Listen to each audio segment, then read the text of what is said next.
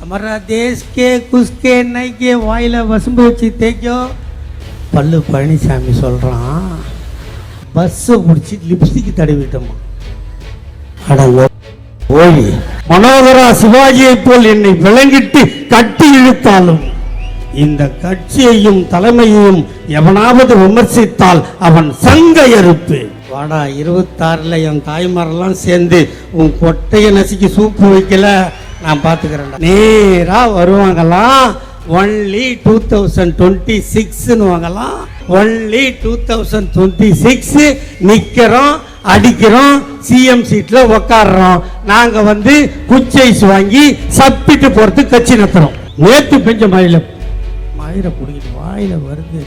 போக்குவரத்து துறை மந்திரியா இருக்கிறாரு, அவர் ஊர்ல பஸ் நல்லா இருக்கு. எல்லாம் நாங்கள் திரிச்சா மாதிரியே பஸ் விட முடியுமாண்ணா? இதில் என்ன வேடிக்கைன்னா, அந்த பையனுக்கு எழுதி கொடுக்குறவன் கஞ்சா அடிக்கிறவன், கஞ்சா அடிக்கிறவன் எழுதி கொடுத்தா சரக்கு அடிக்கிறவன் அப்படியே பேசுகிறான். இதுதான் அவனுக்கு உலகமே தெரியல. நம்ம ஆளுகிறான் பாரு பல்லு பழனிசாமி, அவர் கையை பார்த்தீங்களா? அவர் கையை பார்த்தீங்களா? ஆடுதான். ஏண்டா அது ஆடினா என்ன, ஆடா காட்டினா ஆடுறத பார்க்குறதாடா அவன் வேலை. நான் இப்போ வரல, 14 வருஷத்துக்கு முன்னாடியே வந்த ஆளு. 14 வருஷத்துக்கு முன்னாடி வந்தியே, மிச்சம் 13 வருஷத்துல யார் மசரப்பிடிங்க இந்த ஒன்று வரவானு சொன்னோம். தமிழை காப்பாற்றுறதுக்கே பல பேர் தீ குளிச்சு செத்த கட்சி இது, சும்மா சீன் போடுற கட்சி இல்லை.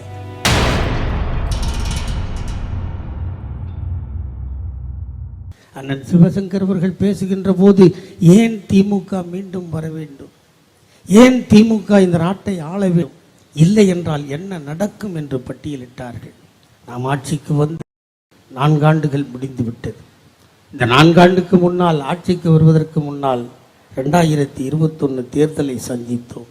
என் அருமை தாய் மகளிரணி தாய்மார்களே, என்னை பெற்றெடுக்காத தாய்மார்களே, தங்கைமார்களே, அன்னிமார்களே, அக்காமார்களே, உங்கள் நெஞ்சிலே ஈரம் இருந்தால், உங்கள் நெஞ்சில் கருணை இருந்தால், உங்கள் இதயத்தில் கை வைத்து ஒன்று நினைத்து பாருங்கள்.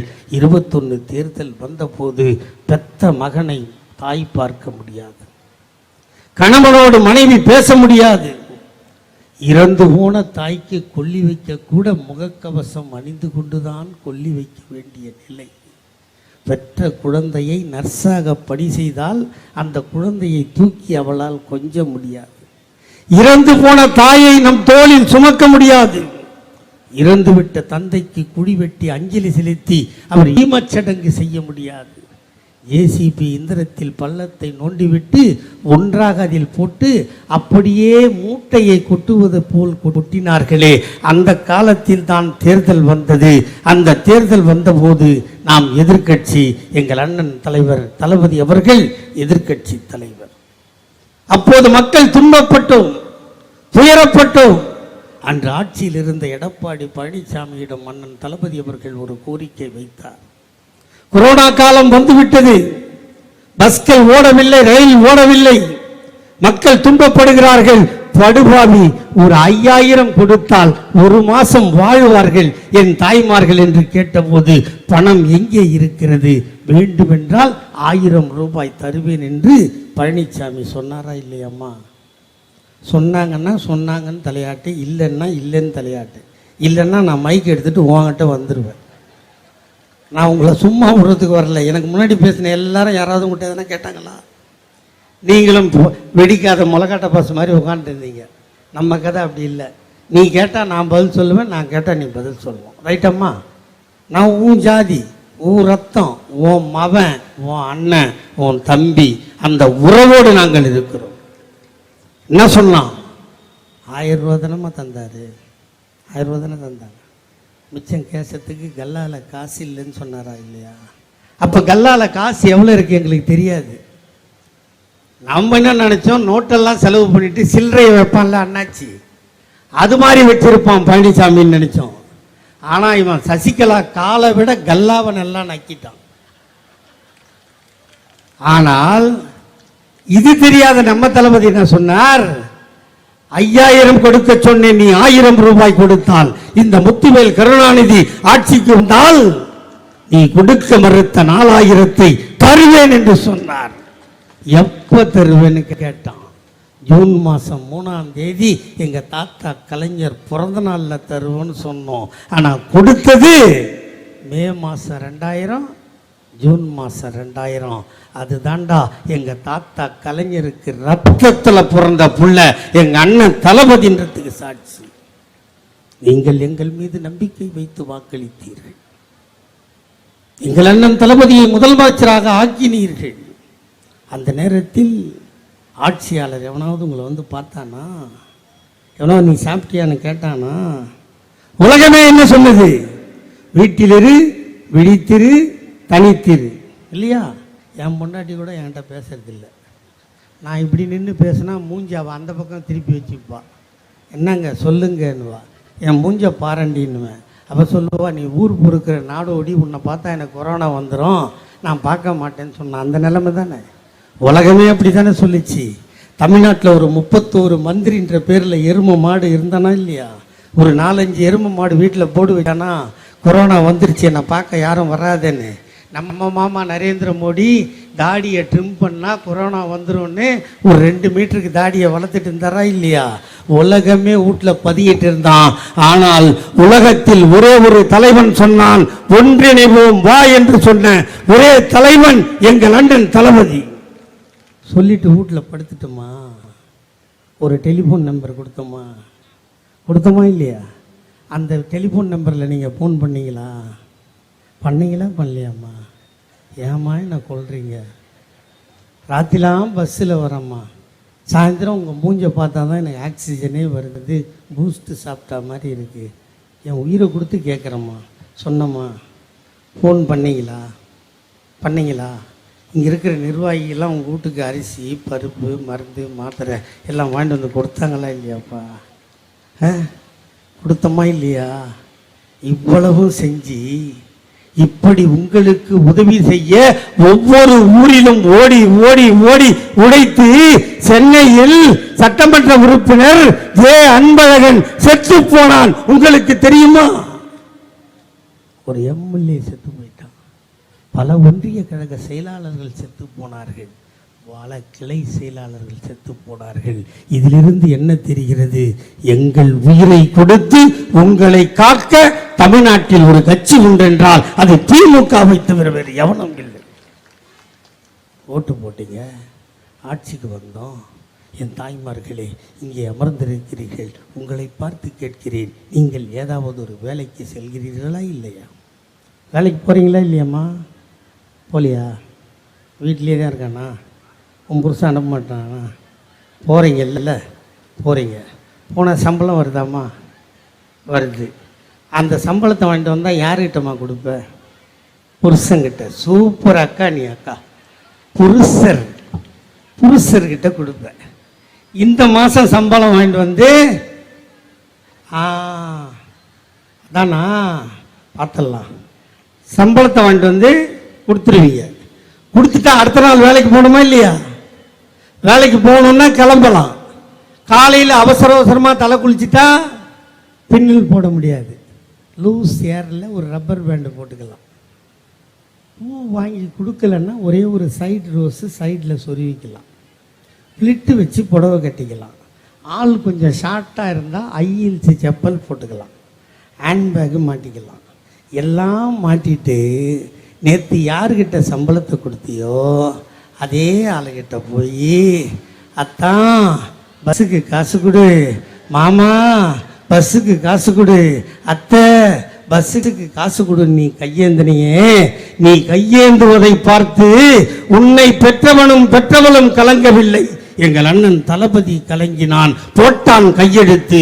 அது ஆனது உன்னது விடியல் பயணம். இப்படி ஒரு அற்புதமான திட்டத்தை கொடுத்தா பல்லு பழனிசாமி சொல்றான், பஸ்ஸை பிடிச்சி லிப்ஸ்டிக் தடவிட்டோமா? அட ஓய், வரேன். இப்போதானே ஃபஸ்ட்டு கிரே போடுறேன். ஒன்று சொல்கிறேங்க, என் தலைவன் தளபதியும் எங்கள் அண்ணன் உதயநிதியும் 1000 முறை ஜெயிலில் போட்டாலும், மனோகரா சிவாஜியை போல் என்னை விளங்கிட்டு கட்டி இழுத்தாலும், இந்த கட்சியையும் தலைமையையும் எவனாவது விமர்சித்தால் அவன் சங்க அறுப்பு. அந்த பஸ்ஸு படிக்காத எங்கள் ஆயா, படிக்காத எங்கள் பெரியாத்தா, கண்ணு பார்வை சரியாக தெரியாத எங்கள் ஆத்தா, அந்த கலரில் பஸ்ஸு வந்தால் இது நம்ம பஸ்ஸுன்னு நீங்கள் ஏறுறதுக்கு நாங்கள் பெயிண்ட் அடித்து கொடுத்தா அவன் சொல்கிறான் பஸ்ஸுக்கு லிப்டிக் போட்டோமா. வாடா 26ல் என் தாய்மாரெல்லாம் சேர்ந்து உன் கொட்டையை நசுக்கி சூப்பு வைக்கல, நான் பார்த்துக்கிறேன்டா. அவன் லிப்ஸ்டிக்கை தடவுறோம், இது கொடுத்தாச்சா, பஸ்ஸு கொடுத்தாச்சா, உடனே வேலைக்கு போகாத பொம்பளை இருக்கல வீட்டில், அது சும்மா இருக்குமா?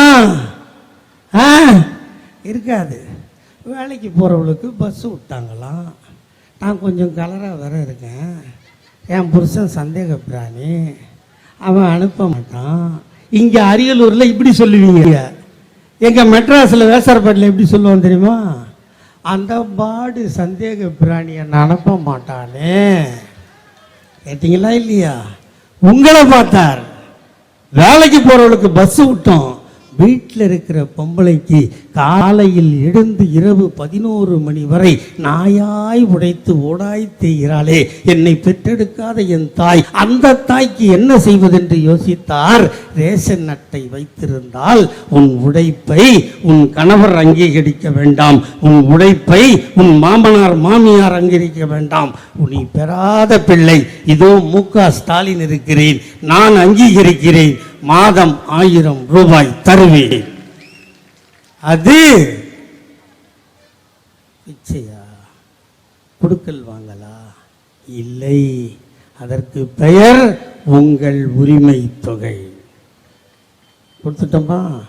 இதை கொடுத்த உடனே ஸ்கூல் முடிச்சுட்டு காலேஜுக்கு போகிறது பொம்பளை பசங்க இருக்குல்ல, அது சும்மா இருக்குமா? தாத்தா தாத்தா எங்கள் ஆத்தாளுக்கு பஸ்ஸு ஃப்ரீ, எங்கள் அன்னைக்கு வீட்டில் இருக்கிறா மாதம் 1000 ஃப்ரீ. நான் ஸ்கூல் படிச்சுட்டு காலேஜுக்கு போனால் ஸ்டேஷனரி வாங்கணும், லாங் சைஸ் நோட்டு வாங்கணும், ஷார்ட் சைஸ் நோட்டு வாங்கணும், ஜெராக்ஸ் எடுக்கணும், நான் கையேந்திரது உனக்கு தெரியலையா தாத்தான்னு அந்த பெண் குழந்தைகள் கேட்டபோது எங்கள் அண்ணன் தலைவர் சொன்னார், உன் தாத்தா உன்னையும் கைவிட மாட்டேன், நீயும் அரசு பள்ளியில் படித்து கல்லூரிக்கு சென்றால் உன் தாத்தா ஸ்டாலின் 5 ஆண்டு படித்தால் 60,000 உன் வங்கி கணக்கு தருவேன். அது புதுமை பெண் திட்டம். பையன் சுமரப்பானா? யோ, இது என்னையா நியாயம்? ஒரே அப்பன் ஒரே அப்பன், அது ஒரே வயிறு பிறந்தது, என் தங்கச்சிக்கு 1000 எனக்கு இல்லையான்னு கேட்டானா? 3 வருஷம் கழிச்சு உனக்கும் தருவேன், மாதம் 1000, நீ கல்லூரி படி, அதற்கு பெயர் தமிழ் புதல்வன் திட்டம். இதை பார்த்தா அந்த 1லேருந்து 5 வரைக்கும் படிக்குது இல்லை புதுசு, அது சும்மா இருக்குமா? தாத்தா தாத்தா எங்கள் அப்பாவும் எங்கள் ஆத்தாலும் வேலைக்கு போகிறாங்க, காலையில் பள்ளிக்கூடம் போ, எனக்கு டிஃபன் கொடுக்கறதில்லை, நான் பசிக்கிற வயிறோட பள்ளிக்கூடம் போய் வாட்டி சொல்கிற பாடத்தை கேட்பனா, பசிக்கிற வயிற்றை பார்ப்பனான்னு கேட்டபோது உன்னையும் படிக்க தடை ஏற்படுத்த மாட்டேன், உன் தாத்தா மு.க. ஸ்டாலின் இதோ கையெழுத்து போட்டேன், உனக்கும் காலை உணவு திட்டம். இப்போ படிக்க வச்சாச்சு. படிக்க வச்சா வேலை கொடுக்கணுமா? வேலை கொடுக்கணும்ல, வேலை கொடுத்தா தானே படிப்புக்கு அர்த்தம். அப்போ வேலை கொடுக்கணும்னா நீ ஒரு இன்டர்வியூக்கு போனீன்னா, ஒரு கம்பெனிக்கு போனீன்னா அவன் எக்ஸ்பீரியன்ஸ் இருக்கான்னு கேட்பானா இல்லையா? அப்போ எங்கே போகணும் எக்ஸ்பீரியன்ஸுக்கு? டாலி படிக்கணும், ஜாவா படிக்கணும், எம்எஸ் ஆஃபீஸ் படிக்கணும், அதுக்கு கம்ப்யூட்டர் சென்டருக்கு போகணும். அவன் சும்மா சொல்லி கொடுப்பானா? பணம் கேட்பான். அதுக்கும் நானே வழி பண்ணுறேன். அந்த திட்டத்தின் பெயர் நான் முதல்வன் திட்டம் என்று சொல்லி பயிற்சியும் கொடுத்தாச்சு. படிக்க வச்சாச்சு, பயிற்சி கொடுத்தாச்சு, வேலை கொடுக்கணும். அதிமுக ஆட்சியில் இருக்கிற கம்பெனிலாம் மூடிட்டானா? அப்போ கம்பெனி வேணும், எல்லாரும் நம்மாலே திறக்க முடியுமா? அதற்குத்தான் உலகம் சுற்றும் வாலிபனாக உலகம் முழுவதும் சிங்கப்பூர் போன்ற நாடுகள் எல்லாம் சுற்றி என் மக்களை நான் படிக்க வைத்திருக்கிறேன். என் ஊரில் வந்து கம்பெனி தொடங்கினால் நல்ல இளைஞர்களையும் இளைஞர்களையும் நான் தருகிறேன், அவர்களுக்கு நீ வேலை கொடு, உனக்கு நிலம் தருகிறேன் என்று சொல்லி உலக முதலீட்டாளர்கள் மாநாடு போட்டு கம்பெனிலாம் இப்போ பண்ணுறோமா இல்லையா? இவ்வளவும் பண்ணிட்டோம். இதையும் தாண்டி நம்ம உதவாத பீஸுன்னு சொல்லுவோம் இல்லை, வீட்டில் வயசான கோஷ்டி, சுகரு, பிபி. இந்த சனியனை வேற ஆஸ்பத்திரிக்கு கூட்டு போனோமா சொல்ல மாட்டாங்க. அவர்களையும் கருணையோடு கண்ட என் தலைவன், உனக்கு பிபி சுகர் இருந்தால், ஆஸ்பத்திரிக்கு வர முடியாத இருந்தால், பஸ்ஸிலே ஏற முடியாமல் இருந்தால், மக்களை தேடி மருத்துவம். நான் சின்ன வயசுல படிக்க பார்த்தேன், எங்க அப்பா அத்தா படிக்க வைக்கல, நான் இப்ப படிக்கணும். இல்லம் தேடி கல்வி. இப்படி பார்த்து பார்த்து பார்த்து செய்கிற முதல்வர் எங்கள் அண்ணன் தளபதியை பார்த்து, இதெல்லாம் எங்கிருந்து வந்தது? அவருக்கா புத்தியில வந்துச்சா? இல்ல, அவர் உடம்பில் எங்கள் தாத்தா கலைஞரின் ரத்தம் ஓடுவதால் அது வந்தது. இவர் இப்படிலாம் செய்யறாரு. அவர் என்ன செஞ்சார் தெரியுமா? என் தாய்மார்களே, நீ பெண் குழந்தையை பெற்றுவிட்டால், அதற்கு திருமணம் நடத்த வேண்டி நீ கஷ்டப்பட்டால், நீ கஷ்டப்படாதே, தாத்தா நான் இருக்கிறேன் வா. திருமண உதவி திட்டம் ரூபாய் 30,000. திருமணம் முடிந்ததா? அந்த இளம் ஜோடி ஆக்கி சாப்பிட அரிசி இல்லையா? கவலைப்படாதே தாத்தா நான் இருக்கிறேன் வா. 1 ரூபாய்க்கு 1 கிலோ அரிசி தருகிறேன். அந்த அரிசியை ஆக்கி சாப்பிட கேஸ் அடுப்பும் இல்லையா? கவலைப்படாதே தாத்தா நான் இருக்கிறேன் வா. கேஸ் அடுப்பும் இலவசமாய் தருகிறேன். ஆக்கி சாப்பிட்ட இளஞ்சோடிக்கு பொழுது போகவில்லையா?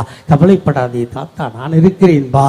இலவசமாய் வண்ண தொலைக்காட்சி பெட்டி தருகிறேன். சந்தோஷமாக பார்த்தார்களா, வாழ்ந்தார்களா?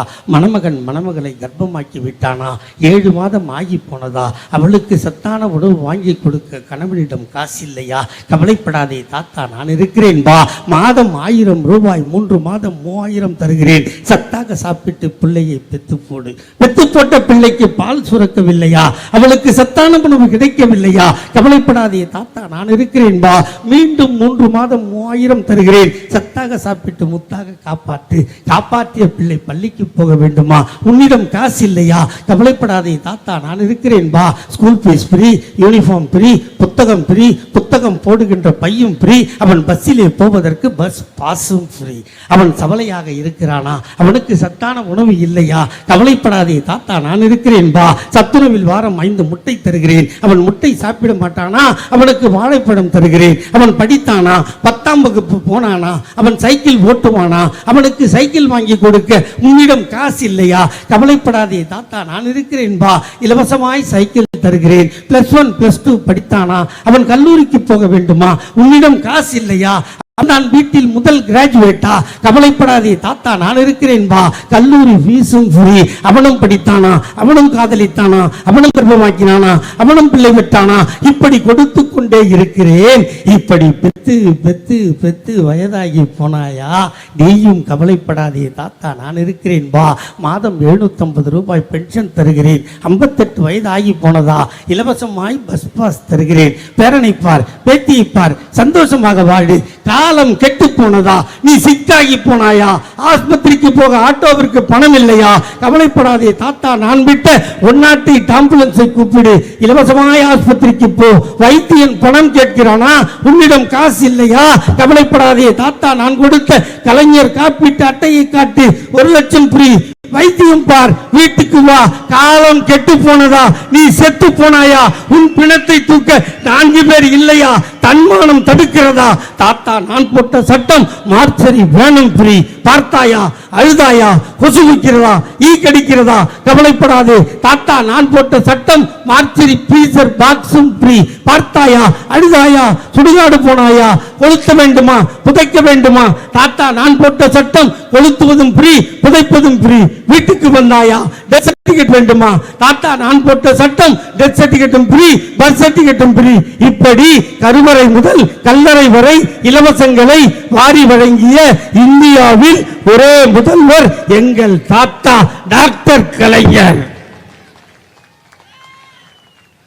ஓத்தா சொல்றதுக்கே மூச்சு வாங்குது. என் தாத்தா எவ்வளோ கஷ்டப்பட்டு செஞ்சிருப்பான்டா.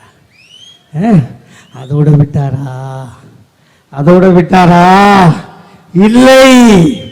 அதோ போறான் நொண்டி, அதோ போறான் ஒத்தக்கண்ணை, அதோ போறான் டபுக்கு. சொன்னமா இல்லையா? பெற்றவங்களுக்கு எவ்வளோ மனசு வந்திருக்கும். அவனெல்லாம் கூப்பிட்டு எங்கள் தாத்தா கலைஞர் சொன்னார், நீ நொண்டி இல்லடா, நீ டபுக்கு இல்லடா, நீ ஒத்த கண்ணா இல்லடா, ஒரு திறமை போனால் உன்னிடம் இன்னொரு திறமை இருக்கிறது. ஆகவே இன்று முதல் நீ மாற்றுத்திறனாளி என்று சொல்லி அவனுக்கும் நலவாரியம் தந்தார். அதோ போறான் பொட்ட, அதோ போறான் 9, சொல்லி சொல்லி சிரிச்சமா இல்லையா? அவனை பெற்றவனும் கைவிட்டான், மற்றவனும் கைவிட்டான். எங்கள் தாத்தா கலைஞர் கைவிடவில்லை. நீ பொட்டை இல்லடா, நீ 9 இல்லடா, உனக்கும் ஒரு அழகான பெயர் வைக்கிறேன். இன்று முதல் நீ திருநங்கைகள் என்று சொல்லி அவனுக்கும் நலவாரியம் தந்தார். செஞ்சோமா இல்லையா? ஒரு காலத்தில் ரயில்வே ஸ்டேஷனுக்கு போனா வெள்ளை பேண்ட்டு, வெள்ளை சட்டு, தொப்பி போட்டு பச்சை கொடி ஆட்டுவான்ல ஸ்டேஷன் மாஸ்டர், அவெல்லாம் அவ்வாளாக தான் இருப்பான். நம்ம ஆட்டப்படாது. நமக்கு என்ன வேலை தெரியுமா? அதே ரயில்வே தண்டவாளத்தில் காக்கி அரக்கால் டவுசரு, அவாய் வைக்கிங் அவாய் செப்பல், பச்சை சிவப்பு கொடி, ஒரு ஸ்பேனரு, ஒரு சம்பட்டி, தண்டவாளத்தில் இறங்கி பிளக்கெட்டை தட்டணுமா இல்லையா?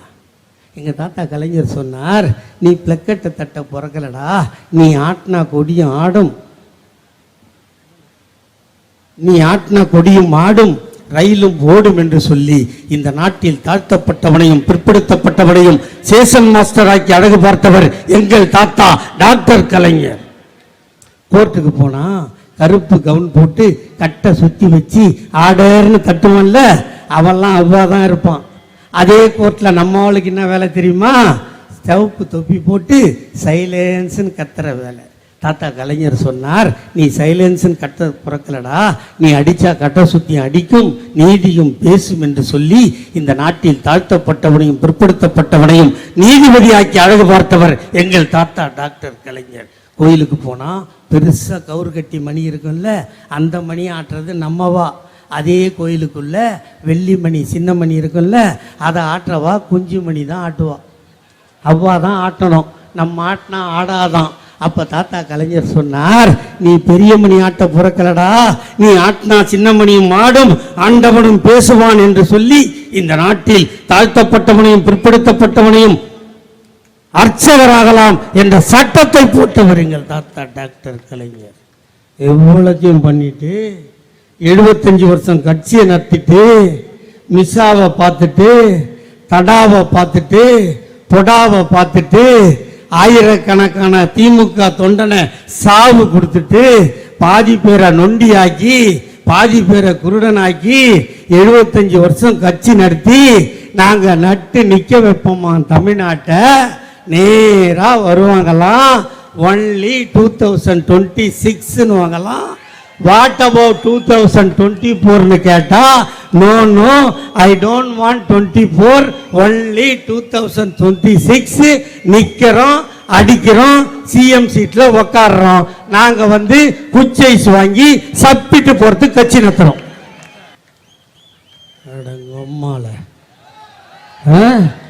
என்னடா நினைச்சுக்கிறீங்க? என்ன நினைச்சுக்கிறீங்க? என்ன கட்சி இது? எத்தனை உயிரிழை கொடுத்துருக்கோம்? என் தாய்மாரெல்லாம் இங்க உட்காந்து இருக்காங்களே, இவங்களை சேர் போட்டு உட்கார விட்டீங்களா? உங்களை சேர் போட்டு உட்கார விட்டானாமா? உட்காந்தா என்ன சொல்லுவான்? ஆம்பளெல்லாம் நிக்கிறான், எருமை மாடு எந்திரின்னு சொன்னானா இல்லையா?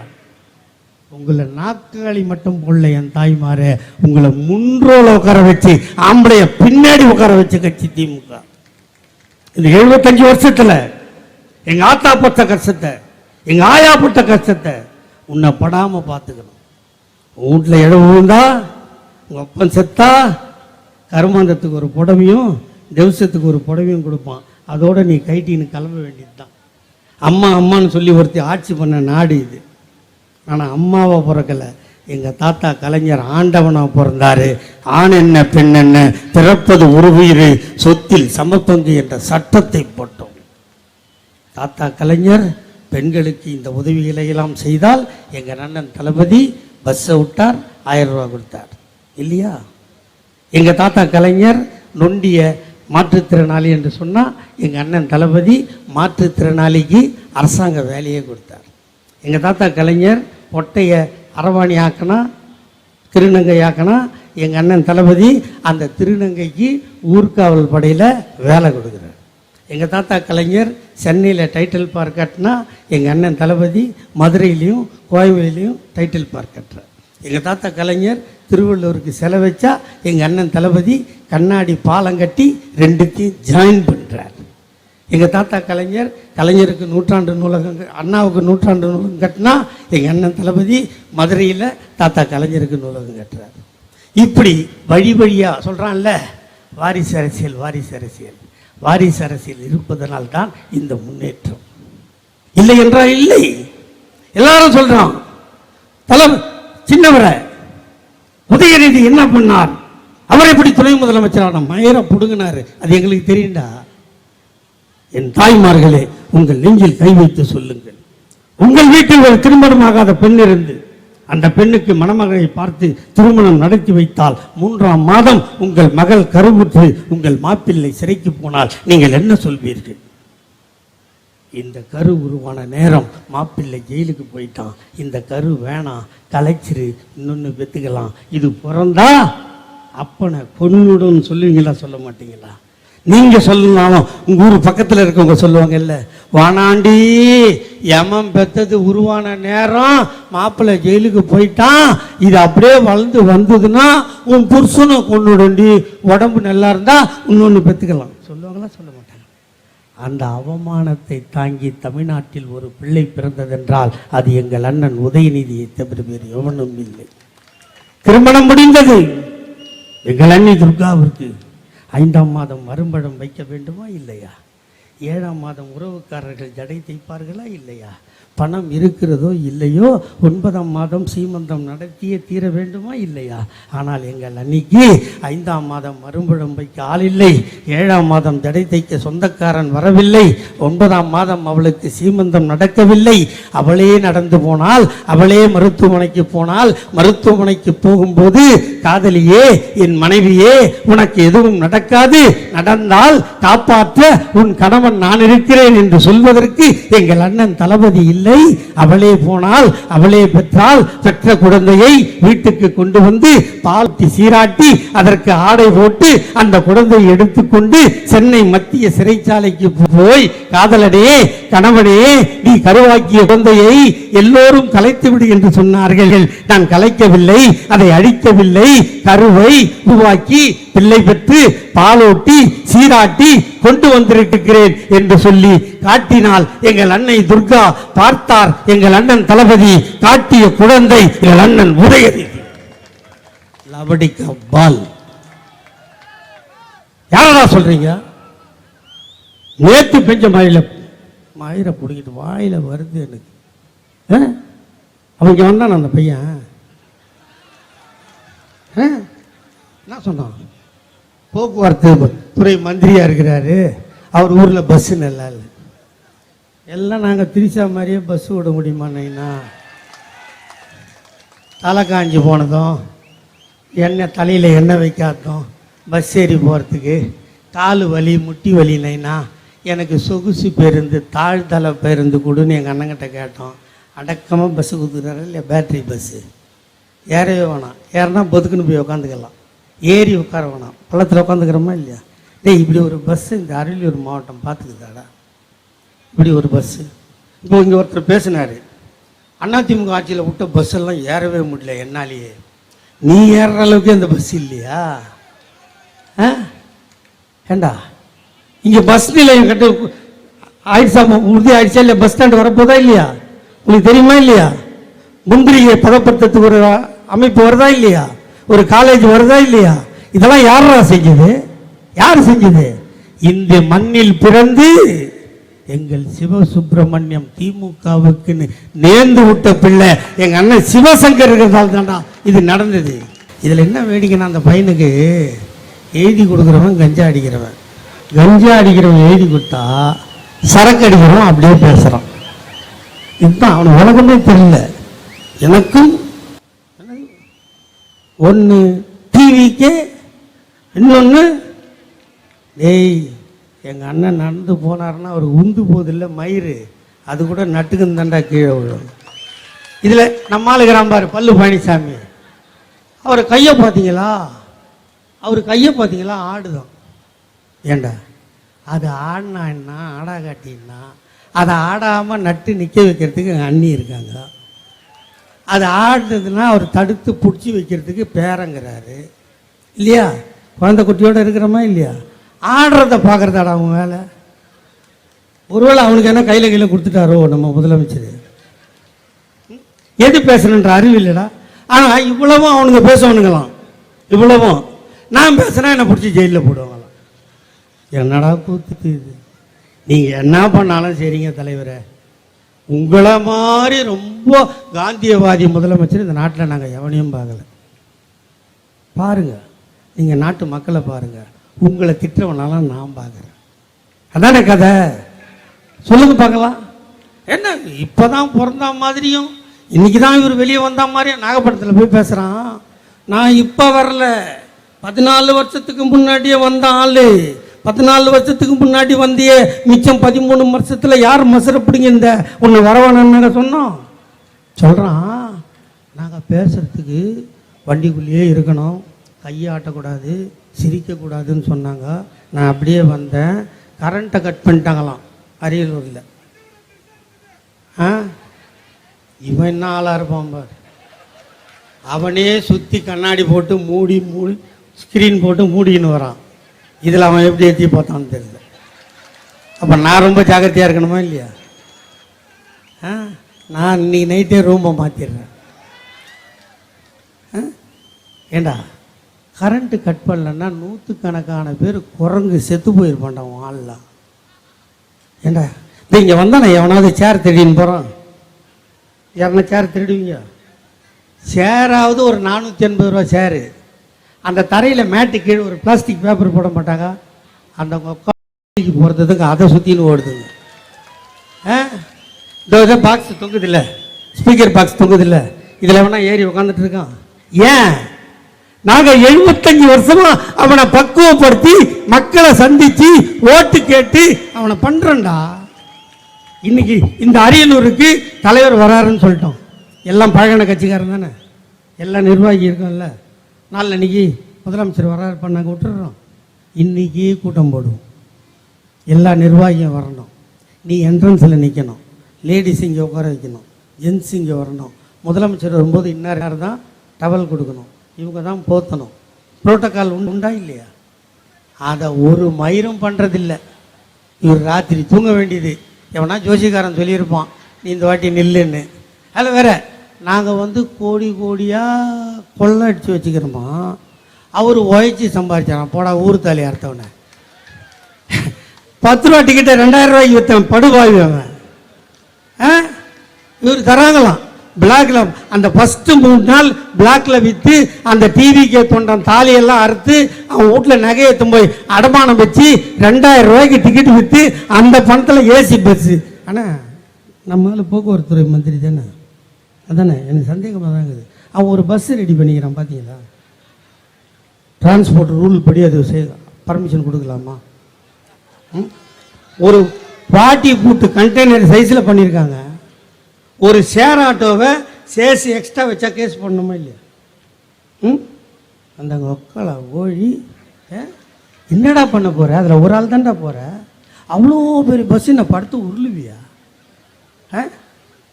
எதுக்குடா அவ்வளோ பெருசு? அந்த நாகப்பட்டினத்தில் பார்த்தீங்களா பேனரை கீழ்ச்சிட்டான்னு சொன்னானுங்களே, அந்த பஸ்ஸு அண்ணா சிலையை திரும்பணும். டிவியில் பார்த்தீங்களா? நீங்கள் டிவியில் பார்த்தீங்களா? அண்ணா சிலைக்கு பஸ்ஸு திரும்பணும் இல்லையா? திரும்புகிற இடத்துல பேனர் வச்சுட்டான். அந்த முனையை திருப்பும் போது தொங்குதில்லை இந்த குரங்கு, இதெல்லாம் சேர்ந்து அந்த பேனரை கிழிக்குது இல்லையா? தயவு செய்து சொல்கிறேன், அவன் எதனா சொல்லியும் போட்டோம். இந்த சமத்துவம் சகோதரத்துவம்லாம் வேணாம். நீங்கள் ஒன்று அந்த பஸ்ஸை இட்டுன்னு வந்து சொல்லி ஆர்டிஓ ஆஃபீஸில் செக் பண்ணுங்கள். லென்த்து நியாயமாக இருக்குதா, அவ்வளோ நீட்டு இருக்கலாமா? ஏங்க ஆனாங்க, நான் திமுகவில் காலகாலமாக உழைக்கிறேன். என் நம்பர் போர்டில் கருப்பு சிவப்பு ஸ்டிக்கர் ஓட்டினா கேஸ் போடுறாங்க டிராஃபிக் போலீஸு. ஏன் ஆச்சு தானே? அவனுக்கு மட்டும் என்னது பர்மிஷனு? வண்டி சைஸை குறைக்க சொல்லுங்கள், சந்தில் திரும்ப மாட்டேங்குது. அவன் வேற சொல்கிறான், என்னை சந்து பொந்தா கொடுக்குறீங்களாம், நல்லா பீச் ரோட்டில் தான் திறந்து விடுங்களா அவனை. அது சொல்கிறான், ஏடா பாவி சனிக்கிழமை வேணா வரேன்னு கேட்டா நான் சொன்னான் தெரியுமா? இதுதான் ஹைலைட்டு. யாருக்கும் தொல்லை இருக்கக்கூடாதுன்னு சனிக்கிழமை சாயந்தரமாக வராங்க. நீ ஒரு 12 மணி ராத்திரியில் திரிசா வீட்டுக்கு போகிற மாதிரி போயிட, எங்களுக்கு எந்த பிரச்சனையும் இல்லை. யாருக்குமே பிரச்சனை இல்லைல்ல, யாருக்கும் பிரச்சனை பண்ணக்கூடாதான். நாங்கள்லாம் பிரச்சனை பண்ணிக்கினாக்கிறோம் இங்கே. வானா தம்பி, நான் நல்ல மாதிரி சொல்லுவேன், நாங்கள் அப்படி இப்படி ஆள் கிடையாது. இந்த இந்தி உள்ள நுழைஞ்சி தமிழை காப்பாற்றுறதுக்கே பல பேர் தீ குளிச்சு செத்த கட்சி இது. சும்மா சீன் போடுற கட்சி இல்லை. மிஷின் இருக்கும், உதயசூரி இருக்கும், அதுக்கு நேராக ஒரு பட்டன் இருக்கும், அமுக்குனா கீன்னு ஒரு சவுண்டு வரும் இல்லையா? இதுக்கு அதிகபட்சமாக இந்த அரியலூரில் இருக்கிற மஞ்சில் கை வச்சு சொல்லி எவ்வளோ நேரம் ஆகும்? அமுக்கிறது மட்டும்தான் 2 செகண்ட் ஆகும். நிற்கிறதெல்லாம் யார் தருவா? அதுக்கு மேலே தாக்கு பிடிக்க முடியாது அமுக்கிறது. ஏன்டாப்பா இங்கே வாய கலருங்க? சொல்லுங்க. லைனில் நிற்க ஒரு காலவரம் ஆகுமாம்மா? லைனில் நிற்கும். அந்த சடங்கு சம்பிரதாயம்லாம் முடிச்சு நீ பட்டன் அமுக்கிறது ஒரு 10 நிமிஷம் ஆகுமா? மொத்தத்தில் 25 நிமிஷமா? 25 நிமிஷம் நீ லைனில் நின்று உதயசூரியனுக்கு நேராக ஒரு பட்டனில் போய் கையை வச்சு கீயான அமுக்கிட்டு வந்தா, என் கட்சிக்காரன் 5 வருஷம் உன் காலுக்கு செருப்பாக உன் வீட்டுக்கு நாயா சுத்துறானே, அதுக்கு ஒரு அமுக்குத்தானோ இது? அமுக்குனா நீ வாழுவ, அமுக்காட்டி போனால் நீ செத்து சின்ன பின்னமாக போவ. தேர்தலில் முடிவு பண்ணிக்க, வாழ போறியா சாவ போறியா? உன் பசங்கள்லாம் படிக்கணுமா இல்லை மறுபடியும் மாடு மேய்க்கணுமா? உன் பசங்கள்லாம் டாக்டர் இன்ஜினியர் ஆகணுமா இல்லை குலக்கல்வி செய்யணுமா? அதை தான் நரேந்திர இன்னைக்கு டிவியில் பேசினார். பார்த்தீங்களா? அதை மறந்துட்டேன். பார்த்தியா எங்கள் மாமாவை சாயந்தரம் பார்த்தீங்களா டிவியில் பேசினார்? நவராத்திரி நாளைக்கு பிறக்க போகிறது. அமரா தேஸ்கே குஸ்கே நைக்கே வாயில் வசும்பு வச்சு தேய்க்கோ சொல்கிறாரு. நாளையிலிருந்து 5 அடுக்கு இருந்தது 2 அடுக்கு ஆயிடுச்சான். இதனால் ஜனங்க கிட்ட அப்போ இந்த 9 வருஷமாக உன் காதில் என்ன வச்சுருந்தேன், உன் வாயில் என்ன வச்சுருந்தேன், இவ்வளவு வாங்கி நீ தாண்டா குவிச்ச. இந்த 9 வருஷமாக இந்த வரியை போட்டு எங்கள் தாலி அறுத்து சின்ன சின்ன கம்பெனியெல்லாம் மூட வச்ச வந்தா நீ. மூடி அவெல்லாம் செத்து போயிட்ட உடனே 9 வருஷம் கழிச்சு நவராத்திரி பிறக்கும் நாளில் நாங்கள் வரியை குறைக்கிறோம், நீங்கள் வந்து எனக்கு ஓட்டு போடுங்க. போடாடே, உனக்கு குடும்பம் கொடுத்தோன்னா ஒன்றும் தெரியாதுடா, நீ ஒரு நாடோடி பையன். எல்லாம் இருக்கிற எங்கள் குடும்பம் தான்டா. எங்களை சொல்கிறான்ல குடும்ப அரசியல், குடும்ப அரசியல்னு. குடும்பம் புள்ள குட்டி இருக்கிறதுனால தான் இதெல்லாம் நடக்குது. அதனால் நான் ஒன்று சொல்லுவேன், இந்த 2026 தேர்தல் நீ சுயமரியாதையோடு தன்மானத்தோடு வாழப்போகிறாயா இல்லை செத்து நாசமாக போறியா? இந்த திட்டங்கள் எல்லாம் சிவசங்கர் இந்த அரியலூருக்கு கொண்டு வந்திருக்கிறார். இந்த காலேஜ் கட்டப்பட வேண்டுமா? இந்த பஸ் ஸ்டாண்ட் முழுமை பெற வேண்டுமா? போட்ட சாலைகளை பராமரிக்க வேண்டுமா? உங்கள் வீட்டில் நல்லது கெட்டதுக்கு வருவதற்கு உங்கள் தோழனாக தொண்டனாக ஒருவன் இருக்க வேண்டுமா என்று நினைத்தால் வாக்களிக்க வேண்டிய சின்னம் உதயசூரியன் இல்லையா? அதான் உண்மை. நான் பிச்சை எடுக்க மாட்டேன். உன் கடமை இதை செய், எங்கள் உரிமை 5 வருஷம் உங்களுக்கு நாங்கள் பாடுபடுவோம், அதை செய்வோம். தலைவர் தளபதி மீண்டும் முதல்வர் ஆவார். இந்த கட்சி ஆரம்பித்து 75 வருஷம் ஆகுது. கட்சியோட 25வது வயசை கொண்டாடணும். தாத்தா கலைஞர் முதலமைச்சர். 50வது வயசை கொண்டாடணும். தாத்தா கலைஞர் முதலமைச்சர். 75வது ஆண்டை கொண்டாடணும். எங்கள் அண்ணன் தளபதி முதலமைச்சர்.